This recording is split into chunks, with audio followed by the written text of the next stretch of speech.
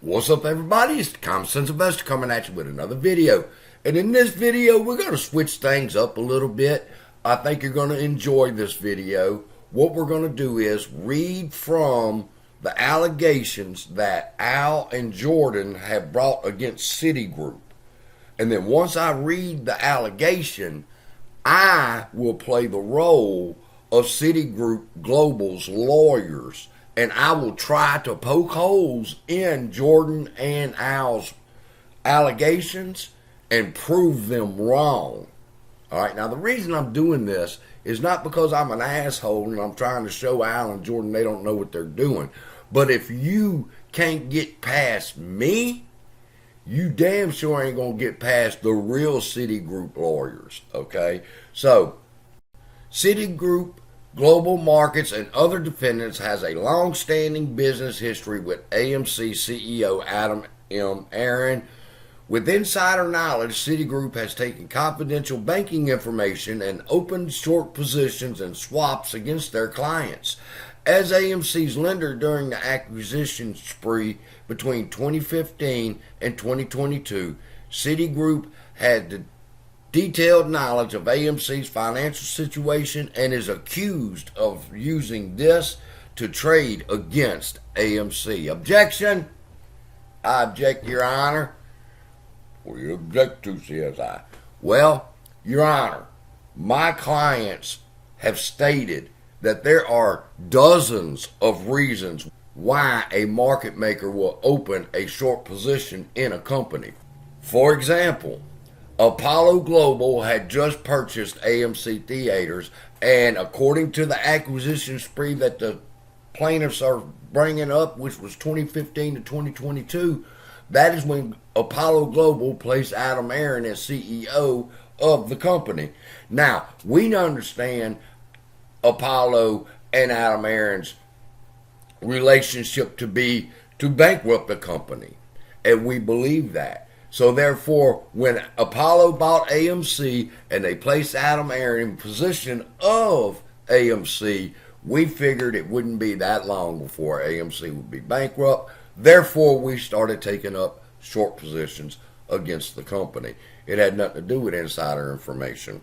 Also, I would bring to bear that there are other reasons my client took up short positions during this time frame of between 2015 and 2022, and that would be low attendance rates at the theaters and a drop in revenue per customer being spent at the theaters.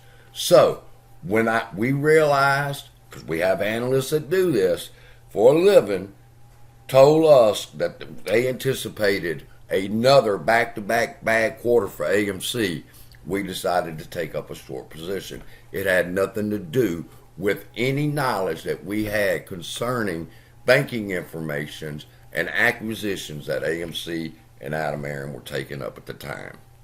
So there you go. In my humble opinion, it is almost impossible to prove that anybody opened a position, short or long, due to insider knowledge. Now, let me give you an example of how that would play out.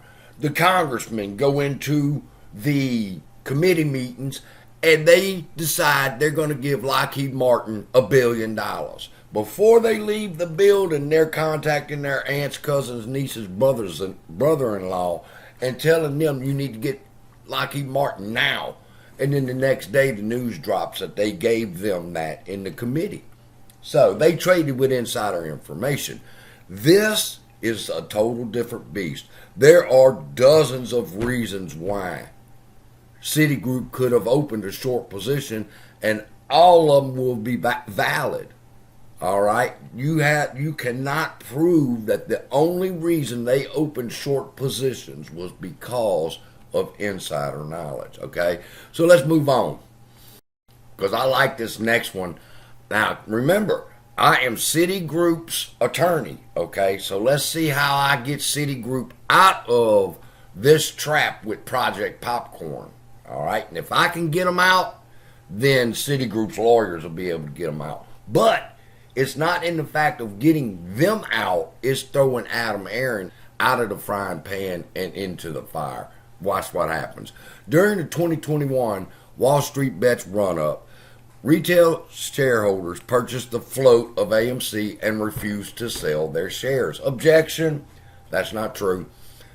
Retail shareholders did not purchase the float. According to the CEO of AMC, Adam Aron, he said that in 2021, retail investors owned 80% of the float, and 20% of the float was held by institutions and insiders of AMC.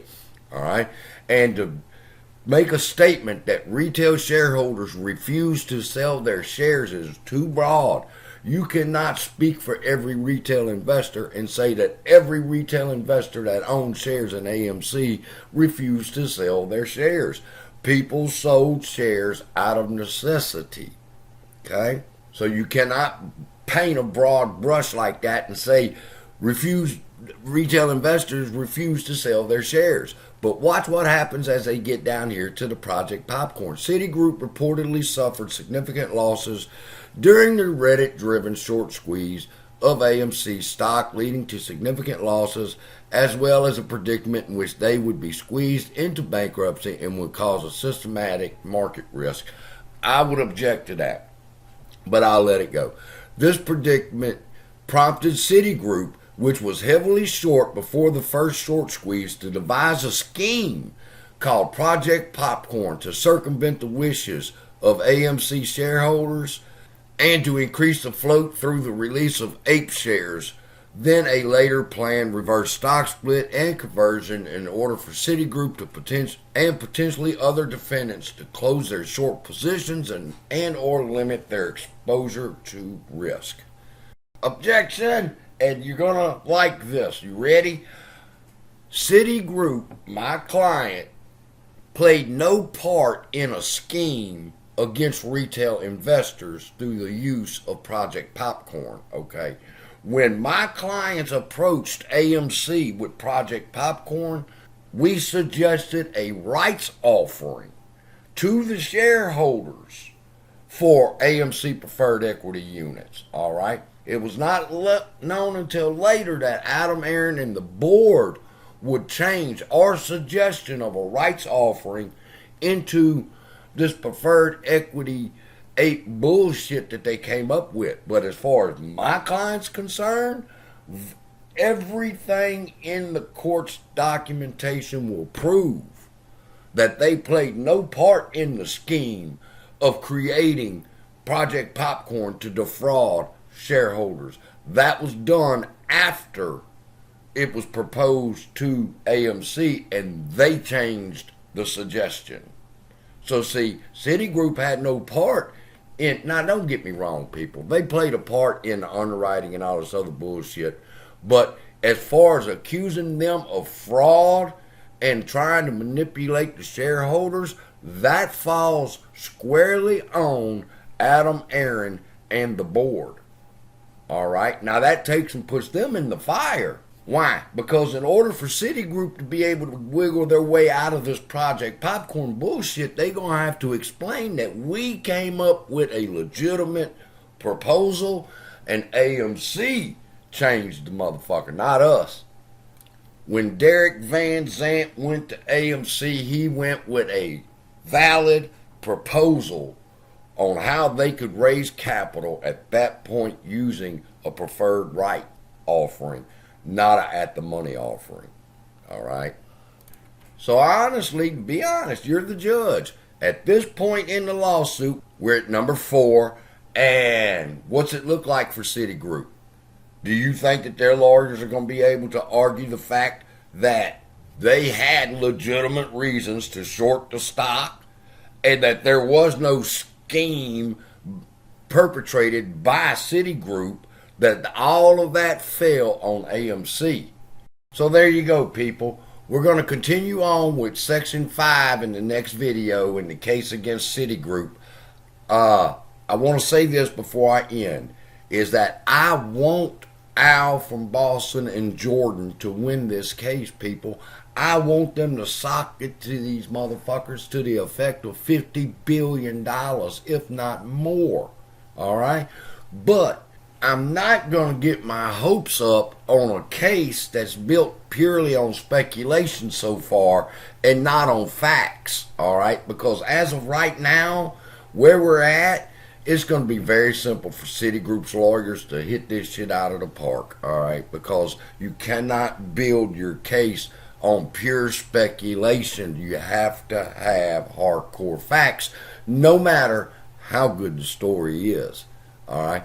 So, they're guilty of shit. They're guilty of shit. But we have to pinpoint, are they guilty of the shit that Al and Jordan are saying they're guilty of? And so far, insider trading, I have to say no, you can't prove that. Shorting the company due to insider information, you can't prove that either.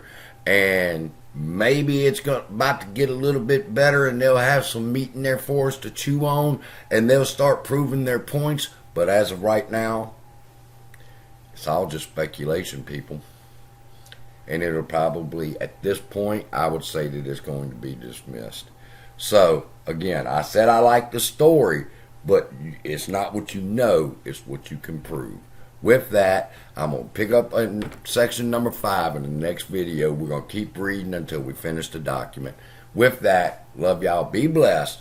Like, subscribe, hit the notification bell so you know when I put out a new video on this. And I'll see you in the next video.